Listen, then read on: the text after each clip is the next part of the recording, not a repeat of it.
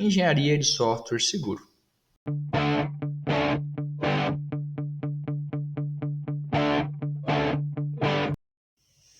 Fala pessoal, vamos para o nosso vídeo 5, que fala de testes especificamente ou especialmente, como eu falei no vídeo passado, testes de penetração, os famosos pen tests. Pessoal, quando a gente fala de teste de segurança, que é o objetivo dessa trilha, né, engenharia de software seguro, nós temos o objetivo de verificar se o software ele é resistente a falhas, mas não qualquer tipo de falha. Especificamente, estamos preocupados com as falhas que têm potencial de serem exploradas por atacantes, ou, mais especificamente, as falhas e vulnerabilidades que um software possa ter. Para que nós consigamos, então, garantir que as medidas de segurança sejam implementadas e funcionem conforme o esperado, nós precisamos achar as potenciais falhas e vulnerabilidades, e isso muitas vezes a gente consegue fazer quando usamos os testes de penetração ou outros tipos de testes, né, desde que ele consiga abordar as questões relacionadas à segurança, ou seja, nós vamos ter que tentar simular o comportamento do atacante. Né? Se eu quisesse fazer alguma coisa maliciosa com o meu próprio sistema, será que eu conseguiria? Tem ferramenta automatizada para isso. Né? Mesmo com as ferramentas e as práticas de codificação segura, um design robusto, uma listação e documentação de requisitos bem feita, nós nunca podemos assumir que o software está totalmente inviolável, né? Sempre vai haver possibilidade de acontecer algum tipo de erro, seja ele um erro humano no sentido de desenvolvimento ou falha de comunicação, enfim, brechas existem, brechas sempre vão existir e nós precisamos de duas uma, né?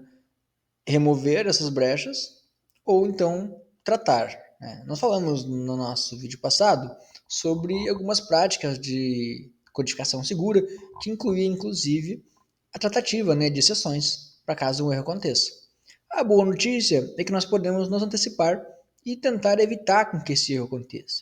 É para isso que servem os testes de penetração. São testes específicos para garantir a segurança no seu software. Por exemplo, um sistema que parece ser seguro no papel pode eventualmente ter suas falhas expostas e que elas se tornem evidentes durante, né, a interação com dados reais ou ataques simulados. Eventualmente, quando você codificou, parecia que estava tudo certo. Quando você fez testes manuais, parecia que estava tudo certo, com alguns dados fictícios. Mas quando você colocou os dados reais, que eventualmente tem uma variedade maior, alguma falha pode ter acontecido. Ou quando você tentou executar ataques através de ferramentas existentes, você percebeu que aquele ataque foi bem sucedido no seu sistema. Então, nesse momento, você consegue se adiantar em relação ao atacante. Felizmente, se você descobriu alguma falha, você marcou um ponto, né? Porque você pode evitar que o atacante explore, né? Descubra e explore essa mesma falha. Quais tipos de testes que existem? Bom, fora da segurança e dentro da segurança, né, independente do tipo de teste, as opções são os testes de unidade, teste de integração, temos os nossos testes do tipo fuzzing, temos também, em especial, né, e aí já entrando no foco de segurança, os testes de penetração, que é o que nós estamos falando, né, desde o início desse vídeo. Mas o que são, na prática, né, testes de penetração? Os pentests, ou testes de penetração, eles são simulações de ataques reais. Então percebam que tem uma frase aí, uma palavra importante que é simulações. Ou seja, não são ataques reais, né? Eles não vão necessariamente, né, derrubar o seu sistema ou causar algum dano real. Eles vão simular, geralmente você pode fazer isso com dados fictícios, né, ou numa cópia do seu sistema, e você vai simular situações que se pareçam com as reais, simulando os objetivos do atacante, né, através de ameaças modeladas, para que aí você consiga identificar vulnerabilidades que possam ser exploradas por invasores. Tá? Por exemplo, você pode fazer um ataque simulado para verificar se um sistema de autenticação ele é de fato resistente, né, ou se ele é vulnerável a tentativas de ataque de força bruta. Então esse é um exemplo, né, de teste de penetração que você poderia fazer, né, um bastante simples, na verdade. Tem ferramentas aí como o Hydra, por exemplo, né, que fazem teste de força bruta. Eles permitem que você configure, né, uma lista de senhas de usuários, etc. E você pode tentar ver se o seu sistema ele seria exposto, seria acessado por esse tipo de ferramenta. Né? Uma vez que você detectou, você pode perceber, opa, falhei aqui porque eu esqueci de implementar uma autenticação em 2 fatores, eu poderia exigir uma senha mais robusta e assim por diante. Então esses testes, né, eles simulam o comportamento de atacantes do mundo real para tentar achar pontos fracos. E aí, se eles explorarem esses pontos fracos, né, você, ao fazer isso em laboratório, você vai poder garantir então que as proteções sejam implementadas, né, e garantir que aqueles pontos fracos de fato estejam protegidos, né, que não sejam de fato vulneráveis para atacantes externos. Quais são as fases de um teste de penetração? Não é simplesmente clicar numa ferramenta e sair executando, embora que existam ferramentas que funcionem quase assim, né? Elas são bastante automatizadas hoje em dia. Mas também você tem que fazer de forma organizada. Então, quais são as principais fases? O primeiro ponto é você fazer um planejamento e reconhecimento. Por que isso? Porque nem todo sistema é igual. Você precisa coletar informações sobre o sistema, as suas potenciais vulnerabilidades, né? É um sistema que nunca armazena nenhum tipo de arquivo. Será que pode ter algum tipo de vazamento de arquivo? Ele não tem arquivo, como é que vai vazar arquivo, né? Então, não tem nem por que tentar procurar esse tipo de vulnerabilidade, porque não faz parte do escopo desse software esse tipo de vulnerabilidade, né? Agora, se o sistema ele precisa estar disponível o tempo todo, uma potencial vulnerabilidade pode ser a vulnerabilidade a ataques de negação de serviço e assim por diante, né? Então, por exemplo, você pode usar desde a ferramenta como o Nmap para mapear a rede e identificar portas abertas, né? Que basicamente tem a ver com você reconhecer o seu terreno, verificar quais são os serviços que estão rodando naquela rede, né? E a partir daí você pode fazer um planejamento para verificar quais são os serviços que rodam naquela porta, quais são as potenciais vulnerabilidades que aquele serviço pode ter, né? Se eventualmente ele tiver com uma versão desatualizada e assim por diante. Uma vez que você fez esse planejamento e reconhecimento, que seria a etapa 1 do nosso teste de penetração, nós vamos para a etapa 2, que é a etapa de escaneamento. Na etapa de escaneamento, nós vamos examinar ativamente o sistema em busca de vulnerabilidades que possam ser exploradas, né? E aí existem várias ferramentas. O WASP-Zap, por exemplo, é uma delas, né? Falando da organização WASP, que nós já falamos anteriormente. Tem ferramentas como Nessus, OpenVAS, tem o Burp Suite, tem várias ferramentas que escaneiam e detectam falhas conhecidas. O ASP Top 10, o ASP Top 10, por exemplo, né, que é aquela lista que já foi mencionada mais cedo nos outros vídeos, todas aquelas vulnerabilidades elas podem ser detectadas através do ASP-Zap, que não por coincidência, né, ele é do mesmo grupo de pessoas, né, da mesma organização, que é a organização WASP. Bom, na terceira etapa, né, uma vez que você passou aí pelo escaneamento e também na etapa anterior, né, você já fez o planejamento e reconhecimento, né? Então você planejou, reconheceu, escaneou e aí a terceira etapa é a teste, de fato quando você vai fazer as tentativas de exploração.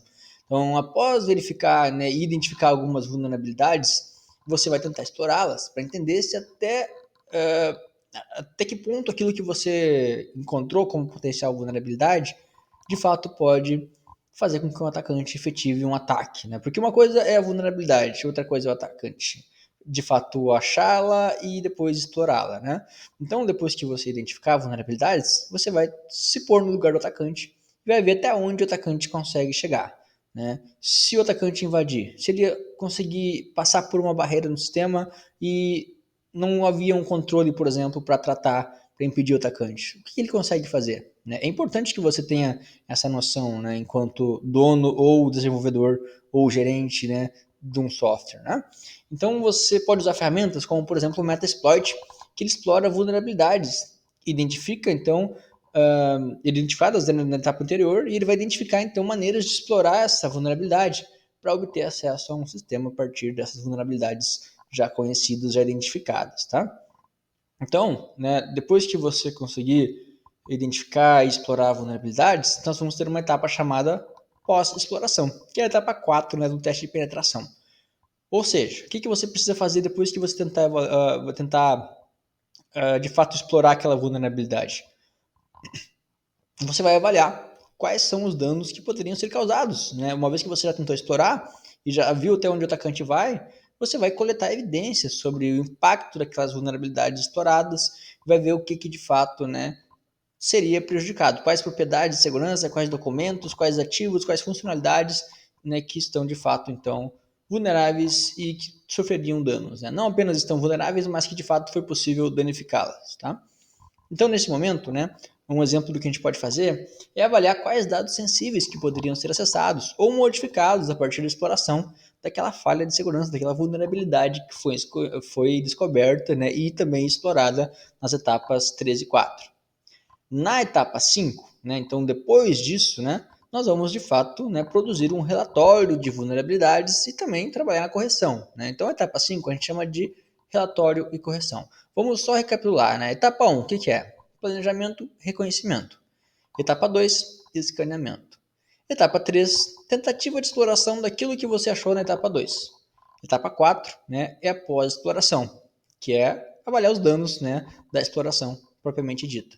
Na etapa 5, que é o que eu estava falando agora, você vai então criar um relatório documentando as falhas descobertas e oferecer sugestões de correção.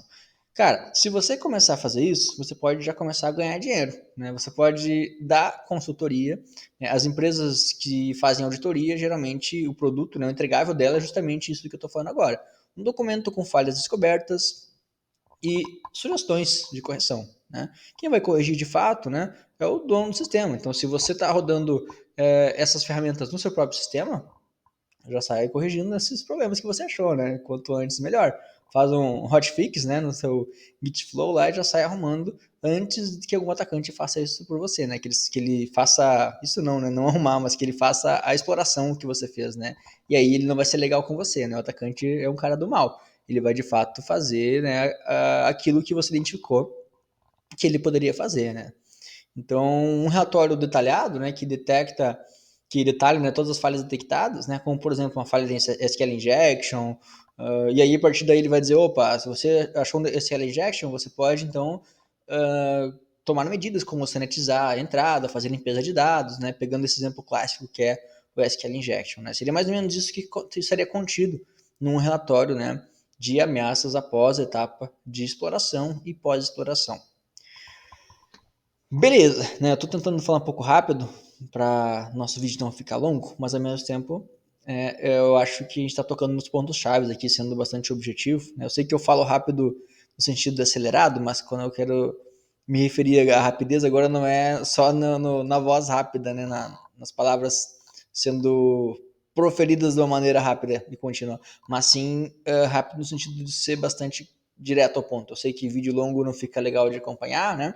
Então, vamos falar um pouquinho agora de testes de penetração, especificamente abordando os tipos que existem, tá? Então, o primeiro teste, né, talvez o mais comum, é o teste de caixa branca, que é onde o pentester ele tem conhecimento prévio do sistema e acesso também ao código-fonte. Mais comum quando a gente fala de testes internos. Eu mesmo vou testar o meu software ou da minha equipe, né? Então, eu faço um teste de caixa branca. Ele é usado quando se quer testar detalhes em áreas, né, mais críticas do software. Por exemplo, né, eu já conheço aquele software, aquele procedimento e eu quero testar essas áreas mais críticas. Eu faço o teste de caixa branca, né? Tem também o teste de caixa preta, que geralmente é o que nós fizemos, né, quando não se tem acesso ao código-fonte nem informações internas daquele software. Então, o atacante, né, ele geralmente não vai ter esse acesso, exceto se ele for um atacante interno, né, um insider threat, ou seja, se o invasor é alguém que já tem algum conhecimento prévio. Via de regra, né, um invasor desconhecido, ele não deveria ter. Então a gente vai, no teste de caixa preta, simular esse comportamento. Né? Seria um invasor externo, né, que não tem privilégios e não conhece o nosso sistema. Então a gente pode, por exemplo, fazer de conta que um atacante, né, um hacker, ele tentaria comprometer um sistema sem nenhum conhecimento prévio. Isso é um teste de caixa preta, tá? Temos também os testes de caixa cinza, que é um meio termo, é uma combinação dos testes de caixa branca e caixa preta, onde o pentester, né, o cara que está testando, tem algumas informações sobre o sistema, mas não tudo. Ele conhece, por exemplo, né, parte da estrutura, né, da infraestrutura, ou tem acesso a alguns dados, mas é acesso limitado a certos dados, não tem acesso completo. Esse seria, né, o tipo de teste de caixa cinza. Bom, quais ferramentas eu posso usar? Eu citei já algumas antes, né, mas algumas mais comuns que eu posso reforçar aqui. Nmap é uma ferramenta de escaneamento de redes que permite descobrir as portas e serviços em execução. É quando você vai fazer as primeiras varreduras, né, na sua rede, ou se você for um atacante, né, que eu espero que não seja o caso, quando você vai começar a identificar e reconhecer a sua vítima, né? O Nmap, ele costuma ser bom para isso. Inclusive, né, é possível bloquear a resposta ao Nmap, né, a partir do serviço que você tem na sua rede. Algumas empresas fazem isso. Prejudica um pouco a gestão da rede, mas facilita, né, a segurança, ou seja, um atacante também não conseguiria fazer uma varredura e mapeamento da sua rede. Já falei também mais cedo sobre o Metasploit, que são frameworks, né, de exploração usados para testar e explorar vulnerabilidades. Burbersuite é uma ferramenta interessante também, que é um concorrente do AspZap, né, que ambos fazem pentestes focados em aplicações web e são usados para detectar os ataques, né, principalmente aqueles relacionados às vulnerabilidades do ASP Top 10, como o SQL Injection, o XSS, né, Cross-Site Scripting e assim por diante. Tá? Tem o Wireshark, que não é uma ferramenta de ataque, né, mas ele é um analisador de pacotes de rede. Você consegue monitorar o tráfego de dados em busca, né, de comportamentos suspeitos. Então o Wireshark ele é um aliado especialmente de sistemas de detecção de intrusões. Né? Então o Wireshark também é interessante. Embora que ele não seja uma ferramenta de teste, ele ajuda você a monitorar, debugar e assim por diante. Bom, para finalizar o vídeo, vamos falar um pouquinho sobre os benefícios dos testes de penetração. O principal deles é bastante óbvio, né? Você vai descobrir vulnerabilidades. Principalmente, né, vai ser um benefício grande se você definir quais são as suas vulnerabilidades críticas e conseguir identificar essas falhas, né, que poderiam passar despercebidas durante o desenvolvimento. Percebam que a gente está falando aqui de falhas despercebidas, ou seja, assumimos que já houveram outros testes antes, né, revisões de códigos, né, que inclusive fazem parte das boas práticas de código, mas se algo passar, os pentestes eles podem, né, aumentar, né, essa cobertura, né, dos potenciais problemas que podem acontecer. Né? Então, exemplos: falha de configuração de servidores, permissões mal configuradas em um banco de dados. Percebam que isso tudo não tem a ver com desenvolvimento, não tem a ver com código. Só vai acontecer na hora que você instalar o sistema. Né? O teste de penetração ele pode revelar vulnerabilidades decorrentes, inclusive, então, do ambiente onde o software está instalado. Né? Bom, esse é o primeiro benefício, né? É um beneficião, digamos assim. Mas tem outros benefícios, como, por exemplo, avaliar a eficácia das ferramentas existentes. Então, eu posso verificar, por exemplo, se as camadas de segurança que já existem, elas estão funcionando conforme esperado. Posso ver se um firewall ou um sistema de detecção de intrusões está, de fato, bloqueando os ataques corretamente. Né? Eu falei mais cedo que eu poderia bloquear, por exemplo, varreduras Nmap. Então, eu posso simplesmente fazer uma varredura Nmap para ver se, de fato, vai estar bloqueada ou se eu vou conseguir fazer um mapeamento. Então eu vou descobrir, bom, se eu fosse um atacante que estivesse fazendo esse mapeamento, será que eu conseguiria? Será que o atacante consegue fazer isso? Nós conseguimos nos antecipar, certo? Outro ponto importante, outro benefício dos pentests é a priorização de correções. Então quando você faz pentests, você vai ajudar a sua equipe a focar nas correções das vulnerabilidades mais críticas. Né? Então depois que você consegue corrigir imediatamente as falhas de autenticação, por exemplo, enquanto os problemas de menor impacto, você pode deixar para mais tarde. Então, se acontecer uma falha que compromete o acesso, né, alguém consegue fazer escala de privilégio, ou pior, né, consegue se autenticar sem ter acesso ao sistema, isso deve ser priorizado de forma bastante severa, né, com uma alta prioridade. Mas pentests, né, pessoal, falando um pouquinho dos desafios, não, por que todo mundo não faz pentest, né, se só tem vantagens? De fato, ele tem muitas vantagens, mas como tudo que é bom, né, nós temos que pagar um preço. Nós temos que desperdiçar, ou melhor, temos que dedicar, né, não é desperdício, é dedicar custo e tempo. Então, os pentests eles podem ser demorados, podem ser caros, especialmente se forem realizados com uma alta frequência. Então, ficar testando o tempo todo, eu vou ter que tirar um cara que poderia estar desenvolvendo, por exemplo. Né? Qual que é a solução? Eu posso integrar testes automatizados, né? Posso realizar testes manuais em intervalos um pouco maiores. Então, uma vez que eu comece a fazer teste de penetração de forma mais estratégica, em intervalos estratégicos, aí eu consigo equilibrar, né, o custo e o tempo que eu investi. E também é importante que vocês saibam, né, que pentest não é bala de prata, né? There is no silver bullet, né? Não existe bala de prata. Então, mesmo um pentest eficaz, ele pode não cobrir todas as vulnerabilidades possíveis, tá? Então, faz parte, né? Inclusive, você pode usar diferentes estratégias, né? como, por exemplo, o Pentest, que é uma análise mais dinâmica, com práticas que incluem análise estática de código, que nós falamos mais cedo, né? Monitoramento contínuo de segurança, então usar IDS, usar IPS, né? Os sistemas de detecção e prevenção de intrusões, fazer, né, o uso de boas práticas de segurança de desenvolvimento, né? Ou seja, uma coisa não substitui a outra, né? Não é porque tem pentest que não precisa se preocupar com as boas práticas e assim por diante. Resumindo, né, chegamos aí nos 20 minutos de vídeo. Resumindo, pessoal, teste de penetração, o que é?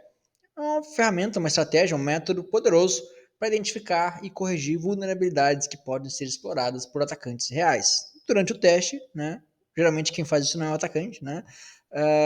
Embora que o atacante também possa fazer um teste justamente para ver se ele consegue ou não acessar. Então, quer dizer, todas as ferramentas que eu falei aqui que servem para você usar para ver se você acha vulnerabilidade no seu sistema, se você for do mal, você vai usar no sistema do seu amiguinho e você pode descobrir vulnerabilidades no sistema do amiguinho. E se você for do mal e fizer isso, você provavelmente pode ser preso, né? Mas se você fizer isso, você pode prejudicar bastante essa pessoa, né? Esse amiguinho que não fez os seus testes de penetração de maneira interna.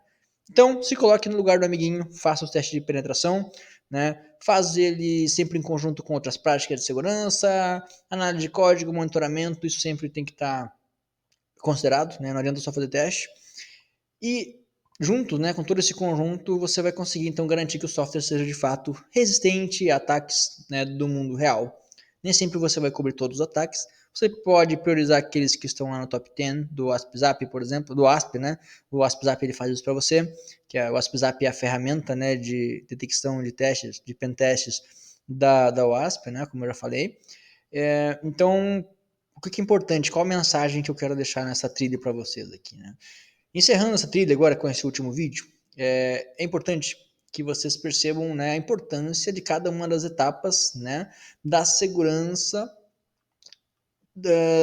da segurança no momento de especificar requisitos, da segurança no momento de definir as arquiteturas e padrões, né, na segurança no momento de codificar, na segurança no momento de testar, ou seja, existe teste específico para segurança, na segurança após o teste, né, que é o que eu estava mencionando agora há pouco, detecção de intrusões, né, que não faz parte da nossa trilha aí, né, desses 5 vídeos, mas que seriam os próximos passos, né. Bom, coloquei meu software em produção, e agora, o que eu faço?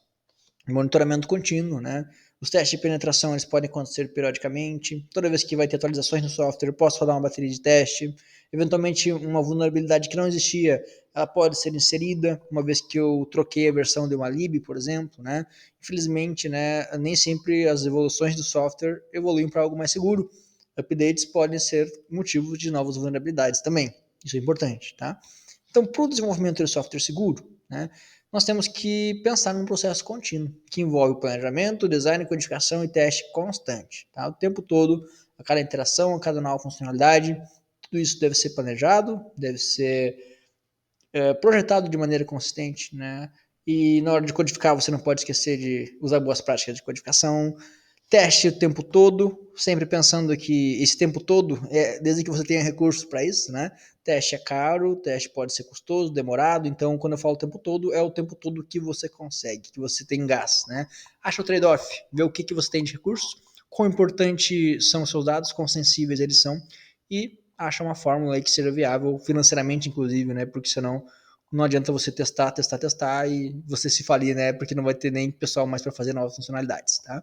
Então se lembra, pessoal, sempre que a segurança não é algo que se adiciona no final. É uma parte integral de todo o ciclo de vida do software, tá? Então, no mais, assim, só agradeço por vocês chegarem até o final aí dessa trilha. Se ficarem dúvidas, vocês podem me chamar, pode comentar aqui, pode comentar no Classroom, pode mandar e-mail. Fiquem bem à vontade.